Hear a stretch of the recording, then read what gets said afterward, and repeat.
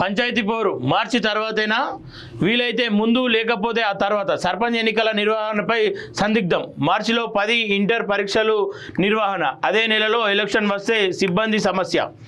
జనవరి 26న సంక్షేమ పథకాలకు సర్కార్ శ్రీకారం, అదే ఊపులో ఎన్నికలను వెళ్ళే మేలన్న భావన.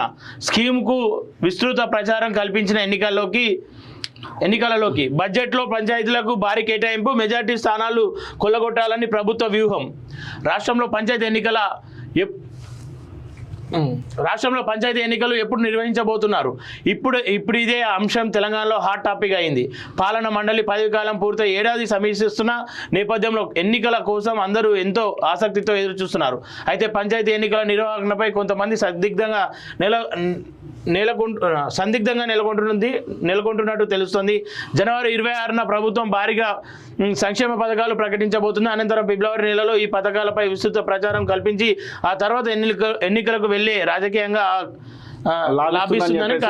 కాంగ్రెస్ పార్టీ అయితే అనుకుంటా ఉందంట. మరి నిజంగా అసలు మరి గ్రామ పంచాయతీ ఎలక్షన్స్ విషయంలో మాత్రము ఒకవైపు 3 పిల్లలకు సంబంధించినటువంటి అంశం ఒకటి బాగా చర్చలోకి వచ్చింది. ఆ తర్వాత ఇప్పుడు దానికి సంబంధించినటువంటి విషయంలో ఒక అడుగు ముందుకు వేసినట్టేసి వెనకడికైతే వేసినటువంటి సందర్భాన్ని మనం చూసాము. ఇక ఎప్పుడైతుంది అంటే ఎందుకు లేట్ అవుతుంది? వాస్తవానికి జనవరిలోనే పంచాయతీ ఎన్నికలు నిర్వహిస్తామని ప్రభుత్వం గతంలోనే ప్రకటించింది. కానీ బీసీల రిజర్వేషన్ల కారణంగా కొంత ఆలస్యమైంది. కులగణనతో రిజర్వేషన్ల అంశం కొలిక్కి వస్తుండటంతో ఇప్పుడు అందరి దృష్టి పంచాయతీ ఎన్నికల నిర్వహణపైకి వెళ్ళింది. రిజర్వేషన్ల అంశంపై కేబినెట్ ఆమోదం తెలిపిన వెంటనే ఎన్నికల నోటిఫికేషన్ విడుదల చేసే అవకాశం ఉంది. జనవరిలో నోటిఫికేషన్ ఇస్తే నెలలోపు ఎన్నికల నిర్వహణ పూర్తి అవుతుంది. అయితే ఫిబ్రవరిలో ఎన్నికల నిర్వహణకు అన్ని విధాల అనుకూలంగా ఉన్నప్పటికీ ఫిబ్రవరి 1వ తేదీన కేంద్ర బడ్జెట్, ఆ తర్వాత 2 వారాల గ్యాప్లో రాష్ట్ర బడ్జెట్ సమావేశాలు ఉంటాయి. బడ్జెట్ సమావేశాల సమయంలో పంచాయతీ ఎన్నికలు నిర్వహించడం ద్వారా గందరగోళ పరిస్థితులు నెలకొనడంతో పాటు ప్రచారంపై ఎన్నికల నిర్వహణపై పూర్తి స్థాయిలో దృష్టి సారించడం కష్టమవుతుందని ప్రభుత్వం భావిస్తున్నట్టు తెలుస్తోంది. ఈ క్రమంలో మార్చిలో ఎన్నికలు నిర్వహించాలని ప్రభుత్వం భావించినా అది కూడా కుదిరేలా కనిపించడం లేదు. ఎందుకంటే మార్చి నెలంతా పరీక్షలే ఉండడంతో కొంత సందిగ్ధత నెలకొంది.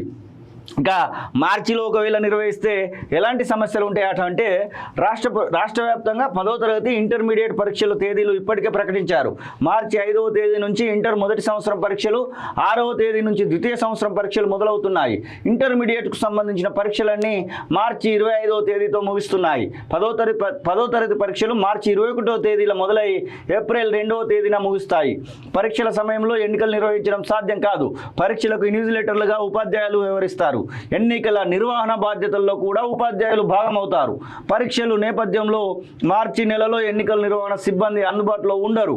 దీంతో ఎన్నికల నిర్వహణకు సిబ్బంది సమస్యలు తలెత్తేటువంటి చాలా అవకాశాలు ఉన్నాయి. కాబట్టి ఇది ఇబ్బందిపూరితమైనటువంటి వ్యవహారమే. ఇక అప్పుడు నిర్వహిస్తేనే మంచిది.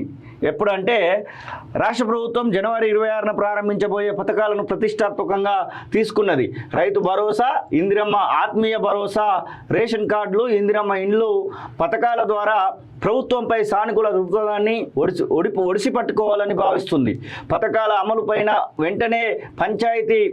అమలైనటువంటి వెంటనే పంచాయతీ ఎలక్షన్స్లోకి వెళ్తే ఉపయోగపడుతుంది, ఎంతో కొంత మేలవుతుంది అన్నటువంటి యొక్క ఆలోచన కూడా ప్రభుత్వం చేస్తున్నట్టుగా మనకైతే స్పష్టంగా అర్థమవుతా ఉంది. మరి ఏం చేస్తారు ఏందనేది చెప్పుకోలేని పరిస్థితి.